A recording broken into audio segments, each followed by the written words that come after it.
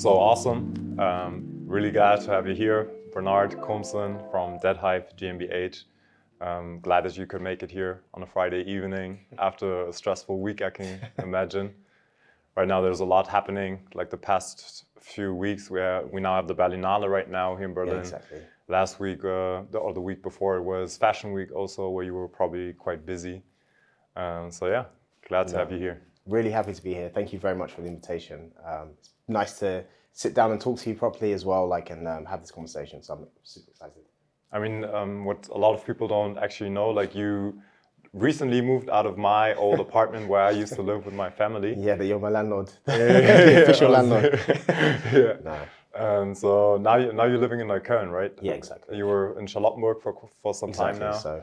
How do you like it out there now? I mean, I fall in love with the West a little bit. Like as we talk about, it's somewhere that like you get to see Berlin in a whole different context. So I've been living in Mitte for a long time, in different places in Mitte. And then to move to Charlottenburg was just, I feel like it was a big disconnect from like what I knew of Berlin. And you really grow to adjust to it and love it. Of course, after a period of time, I had to like move on and go to a new apartment. And Neukölln is interesting. I mean, it's the hood, you know. It's like it's 100% hood, and it's such a similar feeling from home, like from back home for me. Mm-hmm. And I can't complain, of course. I mean, it's just different. It's a big adjustment, but it's like apples and oranges. I mean, it's the same, but that's the beauty of Berlin somehow. I mean, it's vibrant. I kind of like Neukölln because there's so many cultures that like clash there. It is like 100% multicultural. Like you walk around and you see everyone, you know. And I think in times in Berlin you can miss that. You can forget how mixed the city really is. Mm-hmm. So. Absolutely. I mean, it's also been quite a journey for you. You grew up in Purfleet, in Essex. I mean, how was that back home? Yeah, I mean, I grew up in it's called the Garrison Estate. It's an interesting place. I mean, it's like when I was young, I really felt like a big disconnect to this place, you know, to this area, because I used to have to like travel. I think I went to school in Havering, and I used to travel like 1 hour every day to school.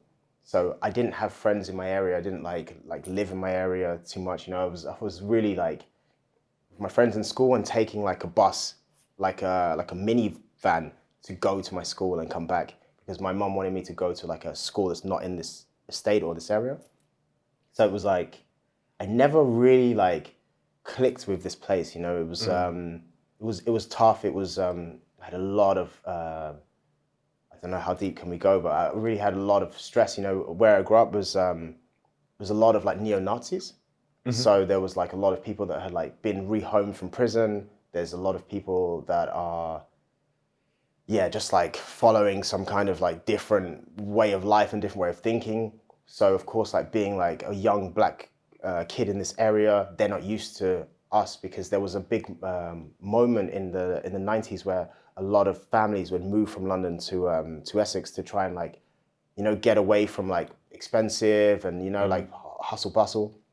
And I think it was like in a time where this was just happening, that it created a lot of conflict for like some of the families. And, you know, I can tell countless stories of like school of like people riding slave on my back, you know, being chased by like a parent and son in their cars, like to home, you know. So it was brutal. It was a lot, you know, and police don't care, you know. So it was a really interesting way to get to experience England somehow, but with the same time of always being removed and going to my school, which was an hour and a half away, where like it's like completely mixed, and it's like all my friends from all these different like walks of life, you know, African, English, Jamaican, you know. So yeah, it was like I felt like I was kind of like in two worlds all the time, which was very, very it was interesting. Absolutely. I mean, but you kind of also learn to adapt then in these two different worlds. Of course, it's probably also quite valuable later on in life. Yeah, I mean, it's like I think that like that thing that we kind of like as people of black origin or like people of color, like we joke about this code shifting thing, you know, of like code switching, that you can be like super black in one environment, or you could be like, you know, what is like more socially acceptable or more socially understood in another. And I think that growing up where I did, I was really presented with people that are not like me a lot. So I would go home and I would speak Cockney to the people I know in this area, and I'd speak slang to my friends in school.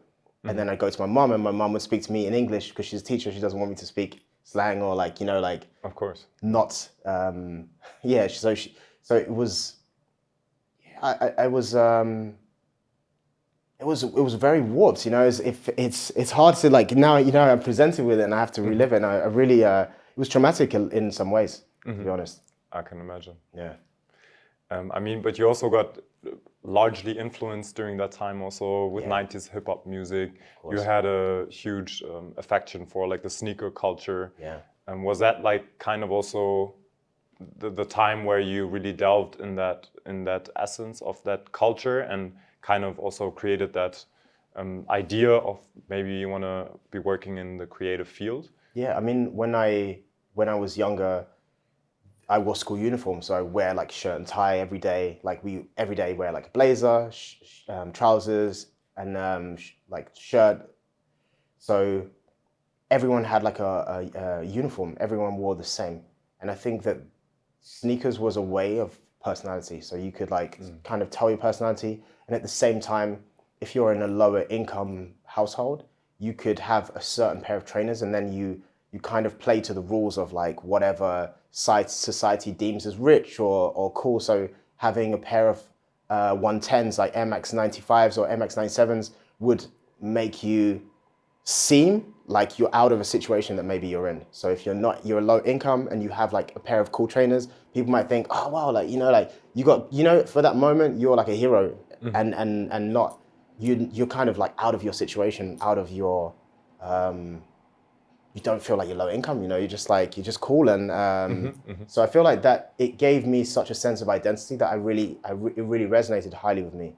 So yeah, it definitely was like a driving force of like wearing uniform and having that personality moment with your shoes, like just black trainers, because you can wear sneakers that are like black. So just wearing those black trainers of like TNs, or it helped to give me personality somehow. Like we said, your first touch point with fashion and creativity was like the sneaker game.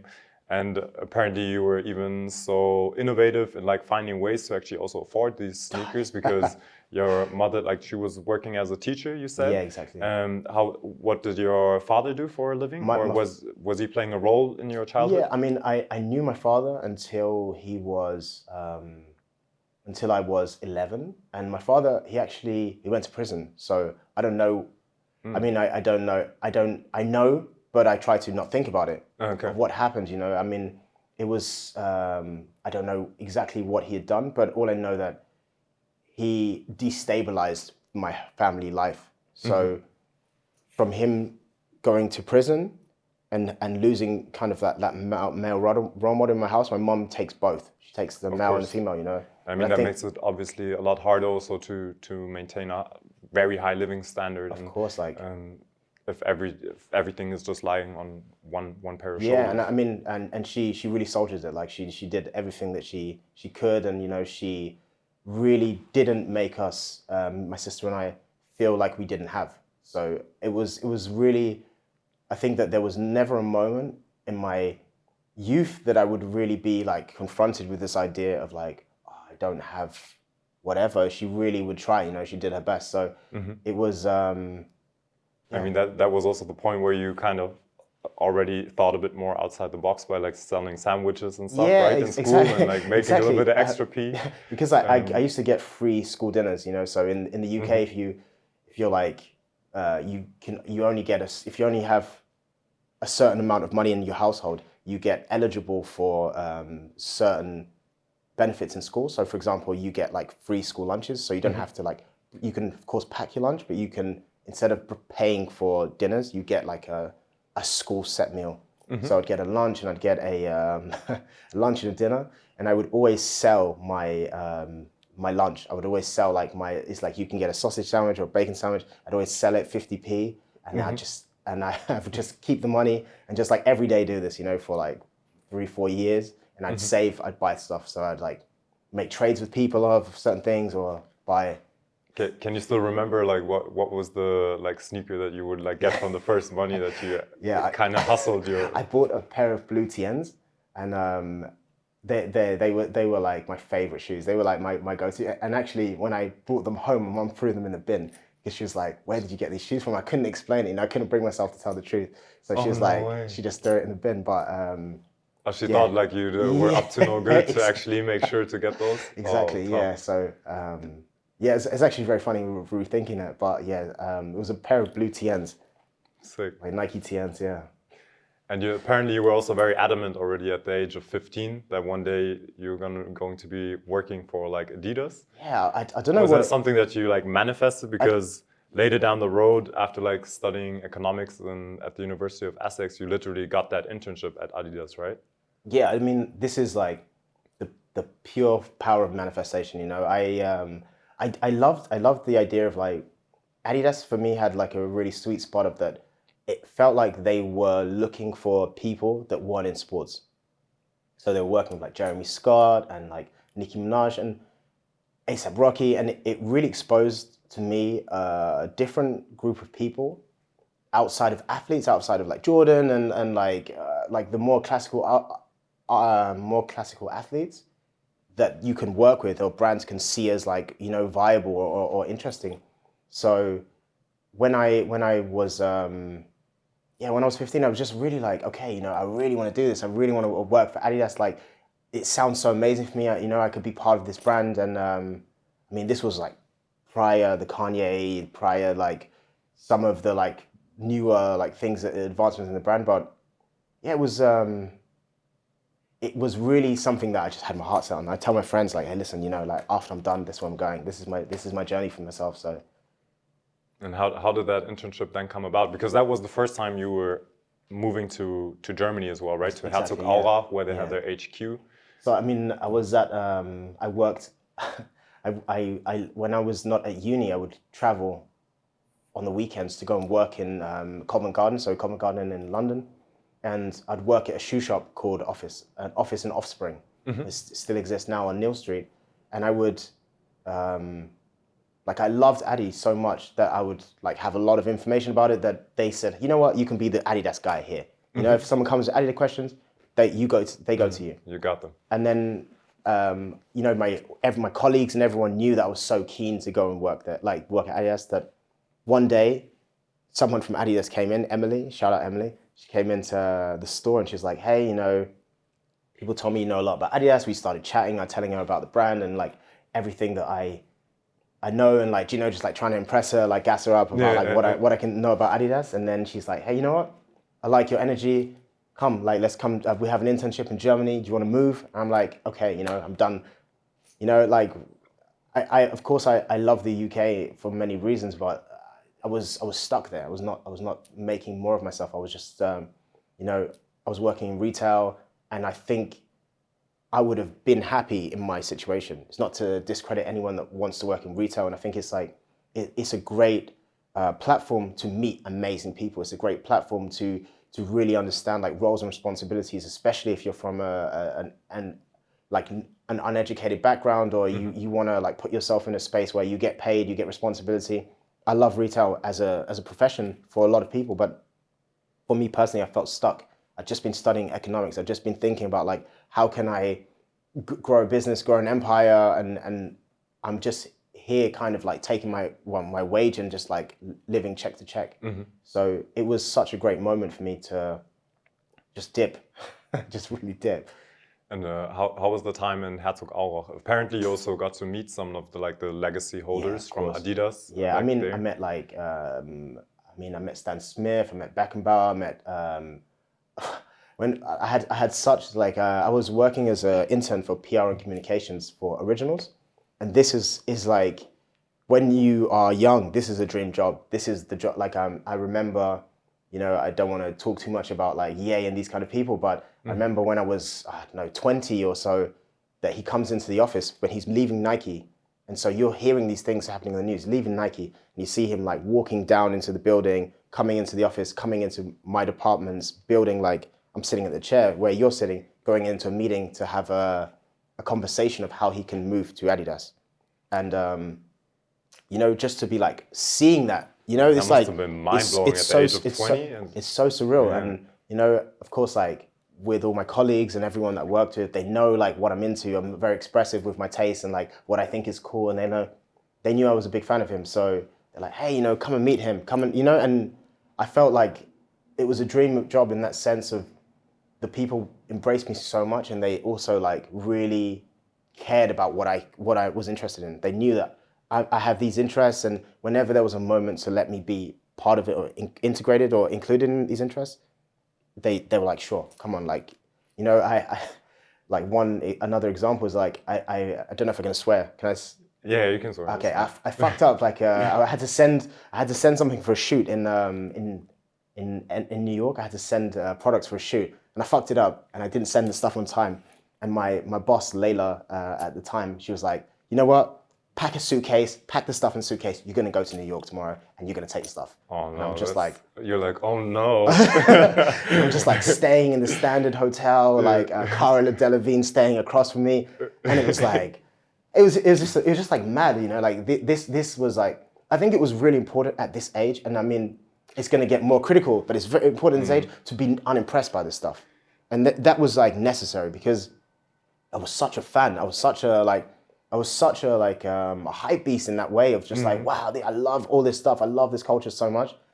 And to see it and to like, you know, let it be part of your day to day, it just like, it's kind of numbing to it. Also, like one of my big milestones is like, young black man, I just want to work at this one brand. Like I didn't want more for myself, you know? So to go there, to have that job and to see it, it just puts everything in perspective. Absolutely. Like, and I mean, it kind of also opens then like your perspective on what is actually doable, right? You're 20, you get to see and meet all these different people. So you can definitely like pave a way in that realm. I mean, it's their dream, you know, you're living in their dream. You're watching them live their lives, and it's like their global news, and it's nothing to do with you. You know, you're just a pawn in their bigger game. So you can get lost in that, you know, and that's like with like celeb news and like all these things. It's easy to get lost in it, but you know, to like step back and to think about like what actually like drives you, what makes you happy, and it doesn't have to be that same scale. It's just what you enjoy, you know. And I think that perspective of seeing, you know, these things that I once was such a fan for being so normal made me realize, you know, like maybe I've got to focus a bit more on myself and focus on what I want to do. Because like, so it can be more eye level also, so that it's not just like, oh, hey, wow, oh, amazing, but actually just to close the gap, like, because they're just like me, you know, they inspire me because they're also like me. They're like, they change their situation dramatically. I mean, you also often, when you get in touch with these type of people, you actually notice they're also just human beings at the end of the day. They're super regular.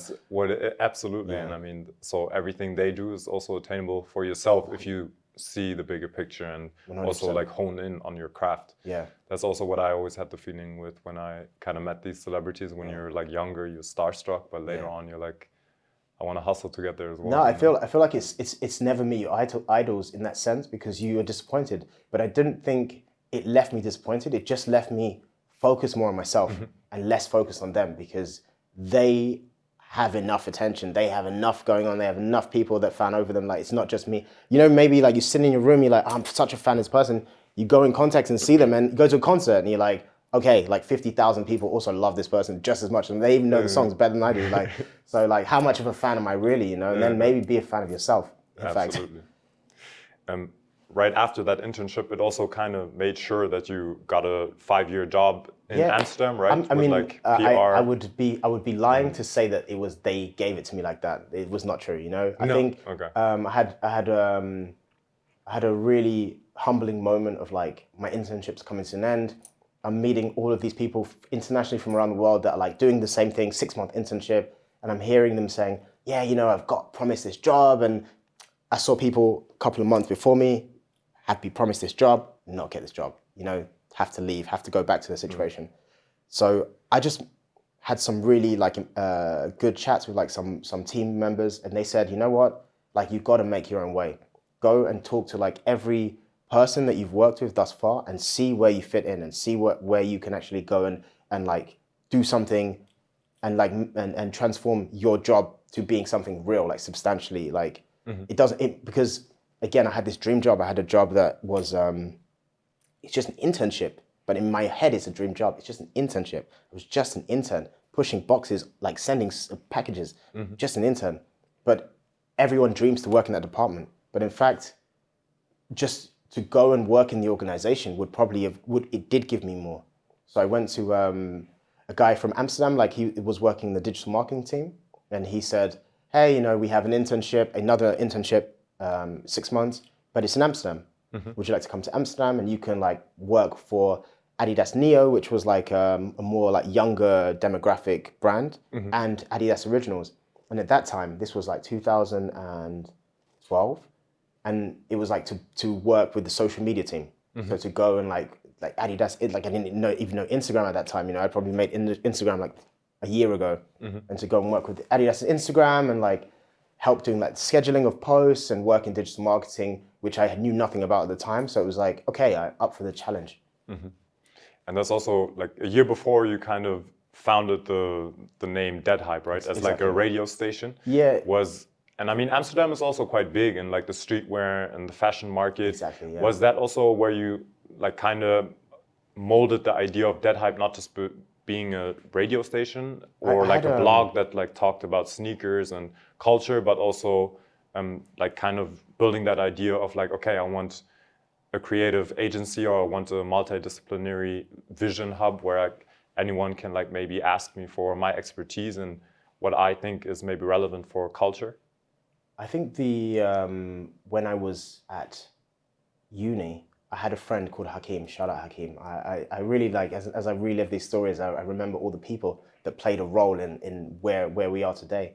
And I had a friend called Hakeem, and we were on eBay. We were buying shoes on sale and we were selling on eBay. And like, it was just like dead hype in that sense of like, it's hype, there's dead, you know, it's in sale now, so we're gonna sell it. And that was like, we kind of like made this like eBay page and we were selling a lot on Facebook, on eBay. And I just kept that name, I just liked it, I thought it was cool. It was a cool name for me. When I moved to Amsterdam and I was working as an intern, again, I was just like, I wanted a bit more for myself. I think I like the bubble had burst of like just working at a corporation and this being my dream, you know, it burst for me. So I wanted to find something that's like giving me more. And I found DJing. DJing was something that was, it just opened me up to a whole new world. And I had a friend, shout out Chris, and Chris was a DJ. He was getting bored of his life as a house DJ. He was done quite well for himself in Amsterdam. And he said, hey, if you want, I'm going to teach you how to play. I'll teach you how to DJ. And I was like, you know, man, I've got like these ideas. I'm really feeling like I can push this to the next level. If you teach me how to DJ, I think I can take this to somewhere else, you know? And so Chris, you know, very patient, took his time, and like, I was awful. I was really, really bad. I was really bad. For a long time, I was very bad. And he tried to teach me like vinyl, so playing with like covering up the BPMs, the beat matching. I was shit. I was terrible DJ.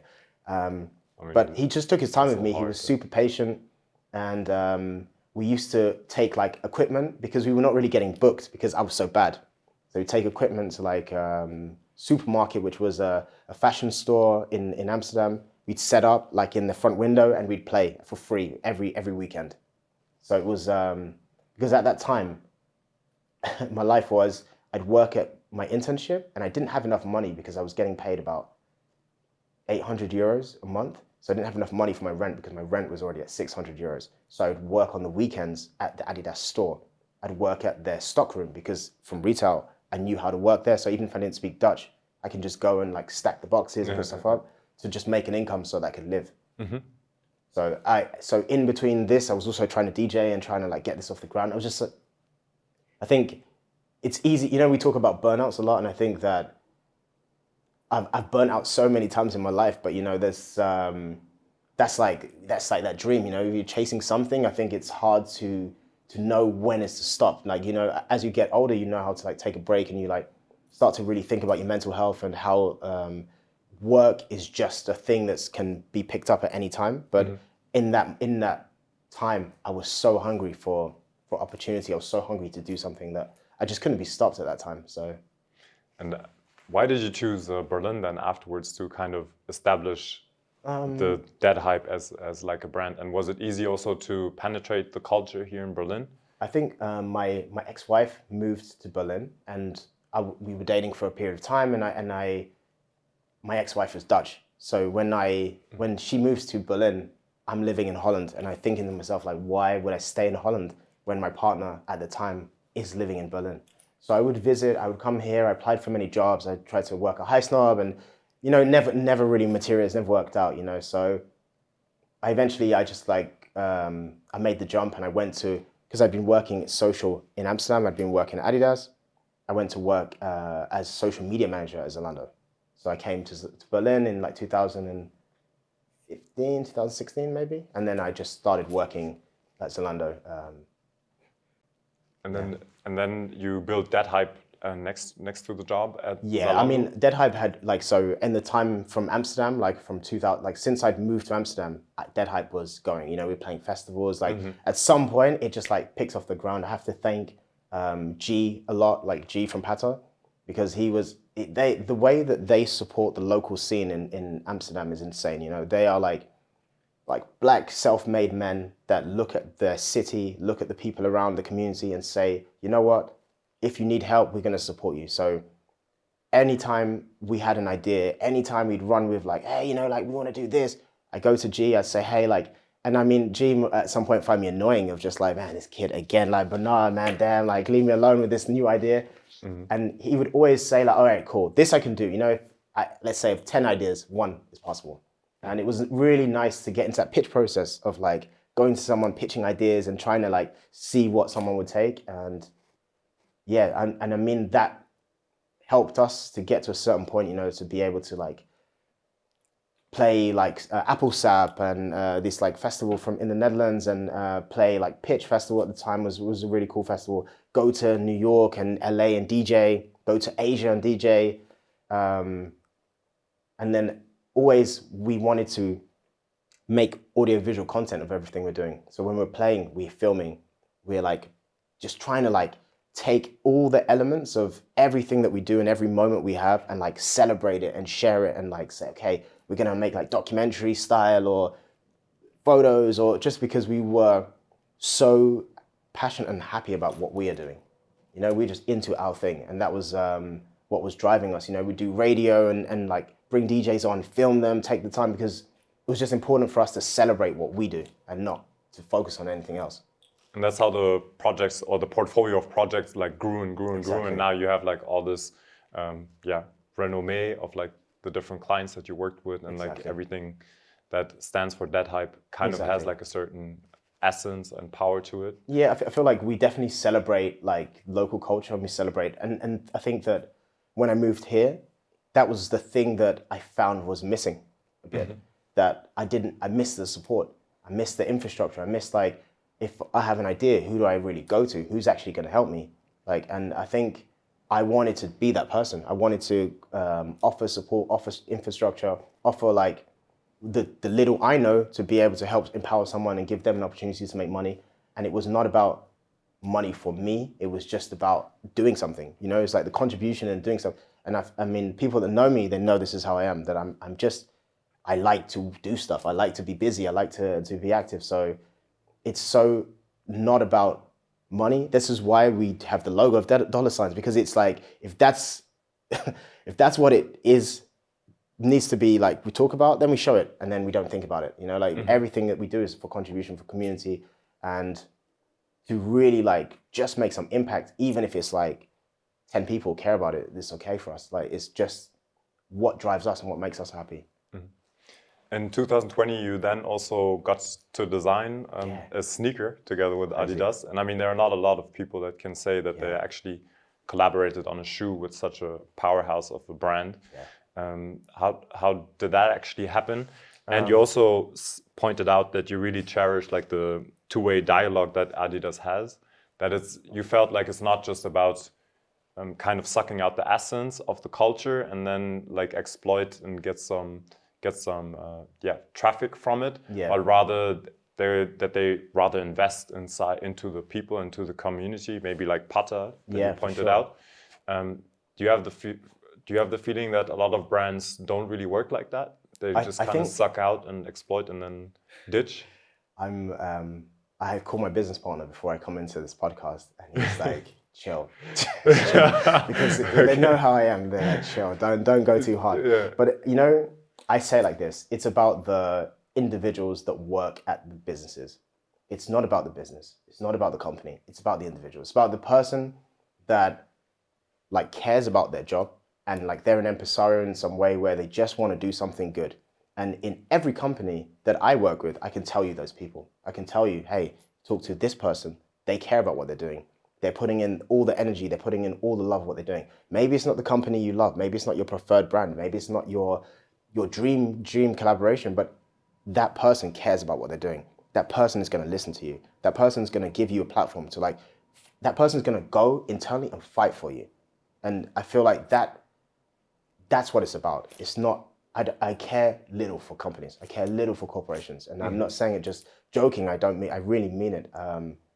It's about the people. It's about the individuals I work with, and nurturing them, having a relationship with them, staying in contact with them, because they are like human beings, you know, and they want to do good things. They actually just want to help you, or want to help. Like, if you can send something good enough to a person, they just want to help you. You know, they're just like, yeah, sure, like, let's try it. Let's see what happens. And I think that the reason I get this collaboration is not because I'm the best designer. It's not because I'm the best tastemaker or anything. It's purely because I care about what I'm doing and I don't stop doing it. I'm just very consistent. I'm very consistent, and I'm very committed to my cause.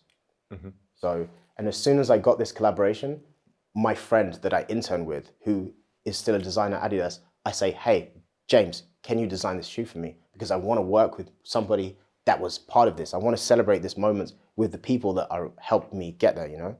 So it's, it's, I think the Deadhype for me is like the platform to be able to work with other people. It's not that I'm trying to do anything particularly my own goal, my own agenda. I feel like I'm just happy to celebrate others and work with others. But knowing that to work with others, you need to build infrastructure. You need to create ways for them to be able to work and to be able to collaborate with you. And finding that, like, so the sneaker as an example was a great way for us to collaborate with like 3D artists and graphic designers and musicians and like seed people. That's what it's about for me, you know, that we can, just like contribute. I think I use this word contribute, but I don't use it lightly. I really mean it. Like, just finding ways that it's not always like taking, it's also giving, you know? I mean, communities was kind of also the buzzword like last year when it comes to like cultural marketing. Sure. Do you think for like how do you see the change for this year, and what do you think cultural marketing is gonna take place for like 2024? I think that cultural marketing is like, community is something that people want, but they don't know how to define it, what actually is a community. Like, they're just like, they're focused on working with communities. So maybe it's just a nice umbrella term for like POC, or for like certain like the LGBTIA plus community, that they just can like say communities and just like, you know, just throw it out there. But it means nothing, you know, it doesn't mean anything. And I think that probably they still see it as like scenes or subcultures. Like when they say communities, they see it as like identity politics, but actually community would be subcultures, would be just a group of people that share an interest, or care about one topic, or care about multiple topics, or just, you know, it's like some togetherness feeling, which I think is a little bit more on a spectrum than you can just snatch it. So when people talk about community, most times they're just working with one person. They're not working with a community. They're working with one individual and saying community. So I don't know if that answers the question, but I feel like in 2024, brands, it doesn't matter what they're doing. It really doesn't. Like, it doesn't matter. Like, they're just going to do whatever is driving like the bottom line and what is making them money. And if you're lucky enough, you can work with some amazing individuals that care about their job and want to help you. It's about us and the creatives and the people that want to do something. It's about our ideas, and we bring it to them, and making sure that we have a good enough understanding of our values to not get exploited, to not get taken for an idiot, and not to let them just like rinse our ideas and put it in whatever, or to leave us out dry, or to do one-off approaches with us. So, you know, again, I care not for the brands, I care for the people, and like how you have information and infrastructure to be able to do whatever you want. So you're 100% empowered. In contrary to most creators and these brands that you were talking about, a lot of them really focus on like social media platforms like TikTok and Instagram to try to like reach Gen Z and Gen Alpha. Yeah. You kind of like took another approach now, like in halfway through the last year, you came out with like the first magazine of Deadhype CLTV magazine. I think Malengo was like on the first cover, yes, and it was, now recently the second magazine dropped. First of all, how did you come to this approach of, you know what, rather let me print a hardcover and go back to like print, although like print maybe is dying in a lot of eyes, I guess. Sure. But what was your thought process behind it, and who are the protagonists in like the new magazine? I mean, the print is dying. Like across the world, it's dying. But whatever is happening in the rest of the world is not happening in Germany. Like the level of progression or innovation that is happening in New York or London is not happening in Germany. So when I think about a magazine works in Germany because Germany isn't far. The budgets that sit in the companies and local markets is still old school.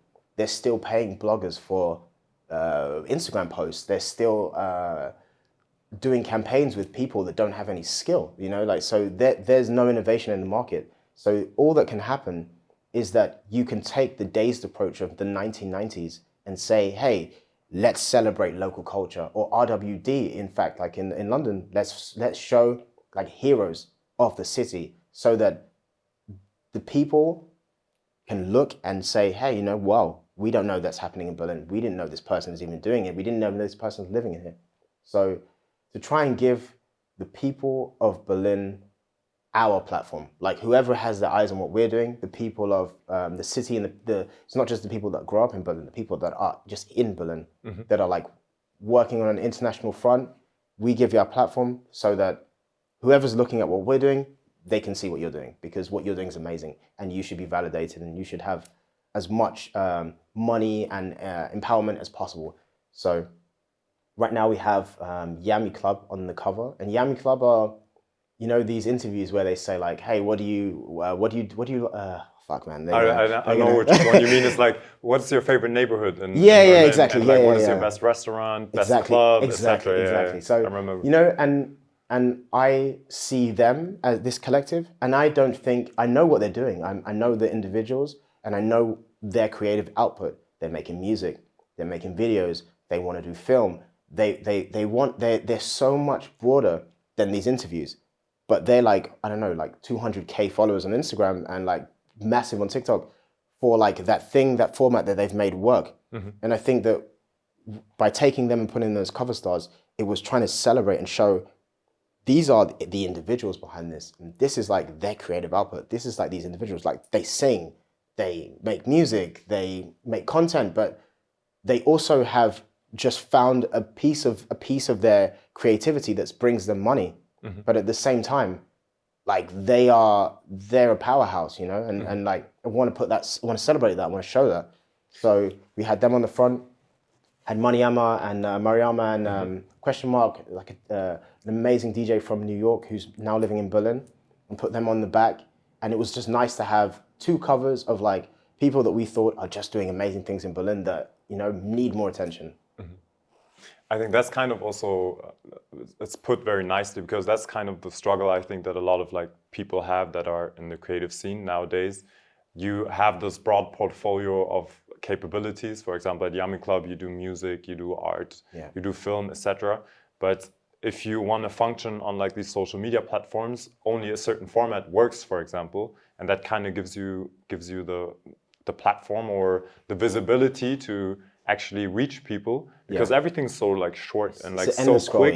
So you need to find a way, even as a creative, I know it sucks, but like short form content, video content is kind of the future. For sure. If like me as a model, I need to find a format that gives me exposure, that also then generates again leads for my Instagram page. Although it's like there's so much more around. Yeah, I mean, there's more to you than just like one format that you make. But absolutely, but that's how it works, I guess. I think that if we look at like businesses, like let's look at like the business units of Nike as an example. They have basketball, they have football, they have lifestyle, they have women's, they have yoga. You know, these are all different formats. Do they all perform the same? And do they work the same? Do they tell the story of Nike the same? No, it's just like that's their creative output. That's what they need to do to show the world, like, hey, these are our ideas. And I find the same as an individual. It's like whatever your creative output is, you don't have to put it in one format. You don't have to say it's just for TikTokers. You can just do whatever you want. You know, these platforms are just individual platforms, and if they're not giving you the time of day or it's not responding to you, look for another platform. Look for press. Look for communities of people that will actually help you. Like the platform is irrelevant. You know, it's your create. Like there are so many like tattoo artists that they make insane amounts of money. They're not big online. They just do their drawings. They don't care about posting. They don't care about anything because they have like a platform of being in a studio. So there is just no rule and there's no way that it has to go. It's just important that you just don't lose yourself trying to service one platform or try to be showing yourself to appease, you know, because it will change and it's fast. It will change quickly, you know, and like what we do now in 5 years won't matter. Like now short form content is working well, but the TikTok will say, you know, we want to have 10-minute videos. We actually going to see 1 hour videos. We want to cannibalize YouTube. You know, they are just businesses. They just care about their bottom line. They don't care about you. They don't care about the creator. They just want to grow and take as much market share as possible. So if you are focused on those things, you know, you lose yourself. You know, and also for the wrong objectives because they don't have an objective that is close to what we're trying to do. Absolutely. I mean, also a couple of weeks ago, the Berlin Fashion Week, we talked about it already, took place. And I mean, your party is also kind of like the cornerstone. The opening party took place at Georgia Bar, right? Also, a lot of people from the scene or from the local scene here kind of said like that Berlin Fashion Week this year kind of spread its wings and is like kind of becoming cool. What was your, would you object that, or did you kind of had the feeling that it was like a special fashion week and that we are kind of like on the right tracks? I think I read today something in Vogue Business of like about Berlin Fashion Week, and they called it beyond the big four. So like the big fashion weeks, and that now Berlin is kind of like getting to that space where Milan is. And yeah, I mean, cool. I mean, I have tough conversations with like you know, the institutions around Fashion Week and like the magazines. I have really tough conversations, and I'm being critically honest that because what we do, they say is a party, and okay, you know, that's really fine. That's really fine because it's the opening moment. But I think that our objectives is not what they care about. So it's for Fashion Week. It's really about the shows and it's about fashion. But that's not what made it like pop or tick over, you know. It's more about like the people caring. So we as the people care about what's happening in Berlin. We as the people contribute and say, all right, we're interested in the show. We as the people say, all right, we're going to put on the show. But so it's really hard for me to like think about these things because I don't want to, you know. I don't care about what their like Fashion Week as an entity. I like the date. I like the fact that like loads of people will be in Berlin for this moment. I like that we can do a party on a Monday and people will be up for it. And we can like book DJs and it's fun. But yeah, with or without Fashion Week, you know, it's we're just gonna do our thing. And this one's very hard for me. I had some tough conversations about Fashion Week this week, so it's very tough for me to I haven't got it yet. I haven't like really rationalized my thoughts of I'm feeling a bit agitated. I'm feeling a bit wronged that as we contribute yearly, trying to do something by yearly and trying to do something and put on something cool for the city. And when it starts to work, we will be the first to be forgotten. And I'm not okay with that. I'm not okay with like the magazines writing about everything, but not writing about what we're doing because they want to reduce us to a party.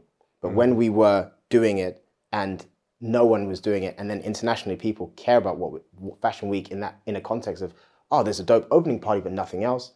I find it, I just can't validate by myself by these people, you know? I can only validate myself by like my team, the people that are like, we give opportunities to, and the people that come to our things. And if they say, hey, it wasn't good, scale up, make it less busy, that's what's important. I can't care about this, because if I do, I'm getting angry, I'm getting frustrated. I'm just getting like, oh, why don't you care what I think? Why is this not fashion for you? It's irrelevant, you know?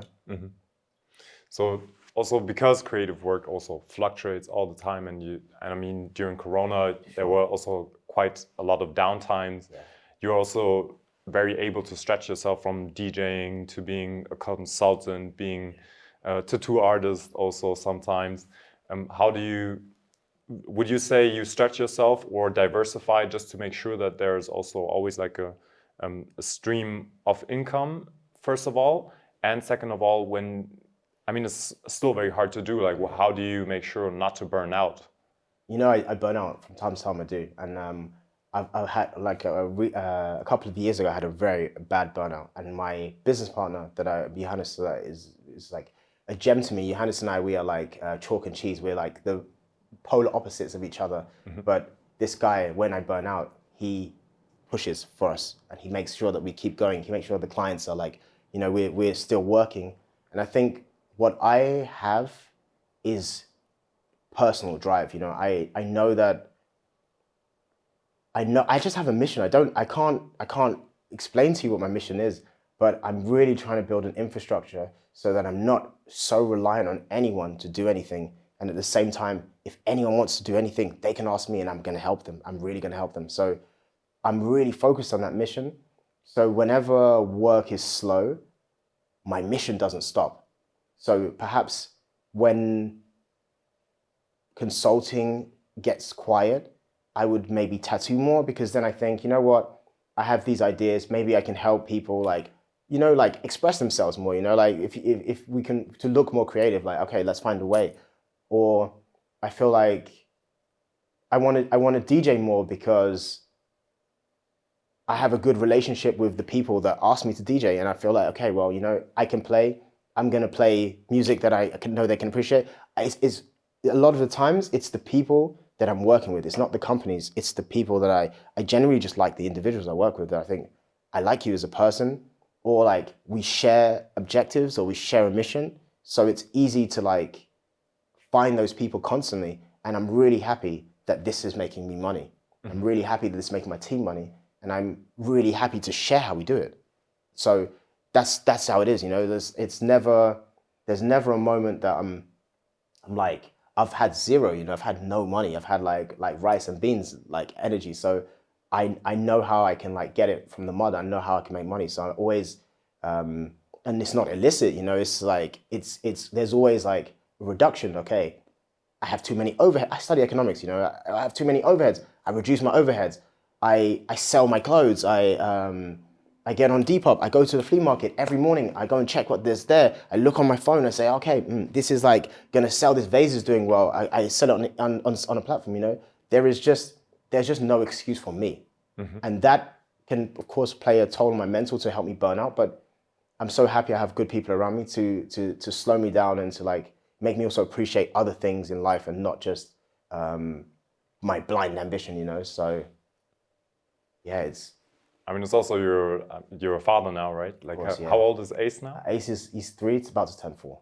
About to turn 4. Yeah. I mean, so let's say one day he's like, okay, Dad, I actually want to also get into the creative field. I also want to do what you do. Yeah. What would be like let's just say like the main important things or learnings that you made, where you used to say, okay, Ace, if you got like these characteristics, if you watch these things, I think you're gonna be successful. What would those be? I would make him watch. I would make him learn the tax system first. Learn the tax system first. Number one, learn how businesses are structured. Learn the differences between the UG, the GBR, the GmbH. Like learn this, understand this first.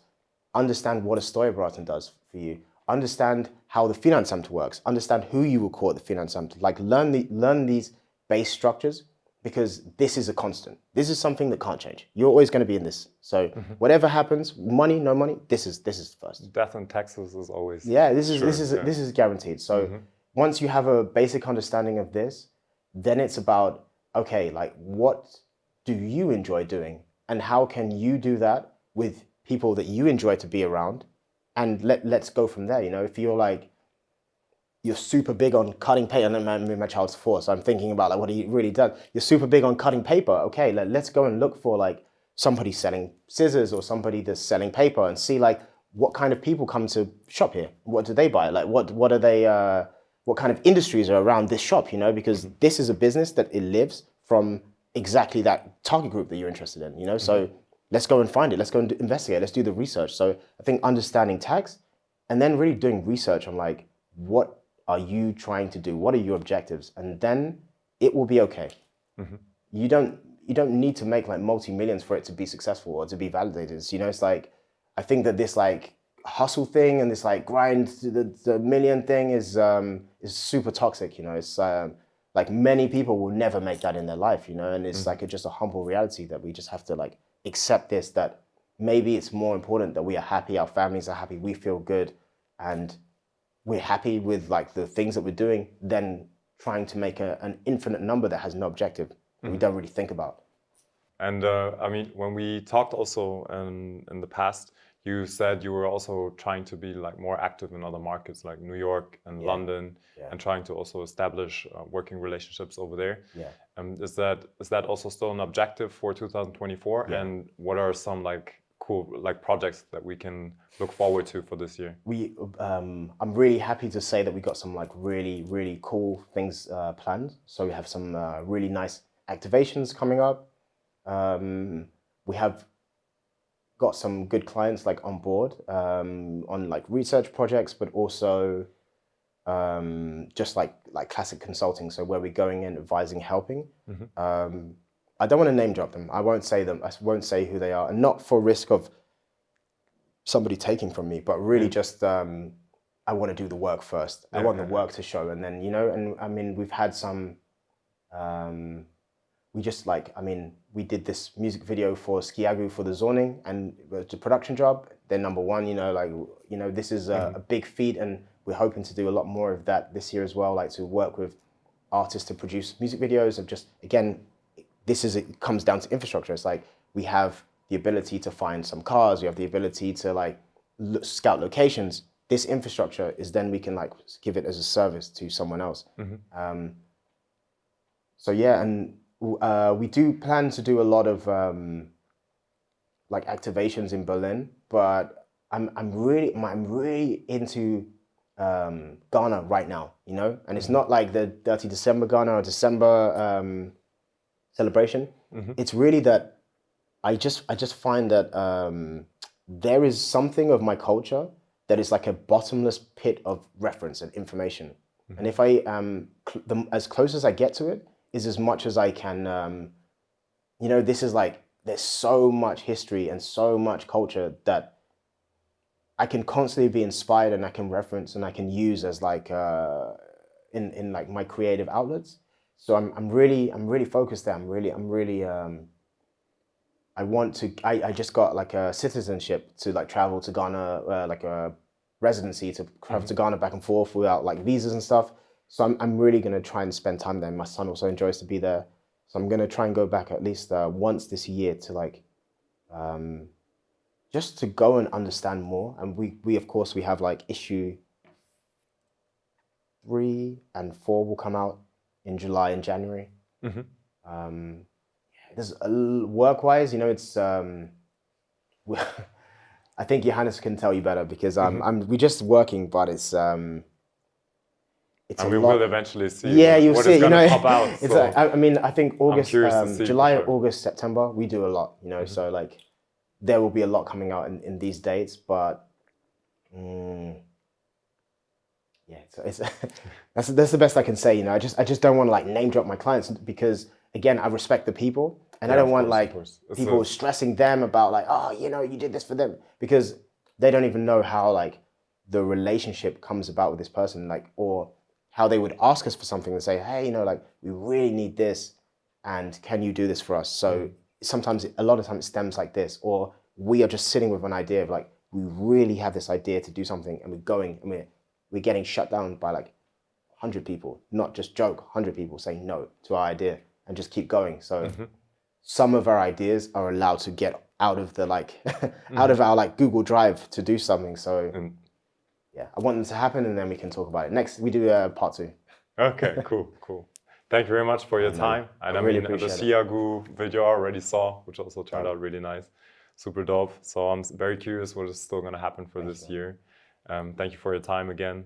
I really appreciate it. It was such a nice conversation. You let me go back like really deep to think about some things I've never thought about. So no, I could definitely tell. Like, yeah, you shared a lot of perspective on what happened like in your past and how you got to the point where you are right now. Yeah. So I think it's also gonna give a lot of a lot of people that want to go in the direction or the field that you're working in, and also gain a better perspective of what it takes. So thank you for that insight.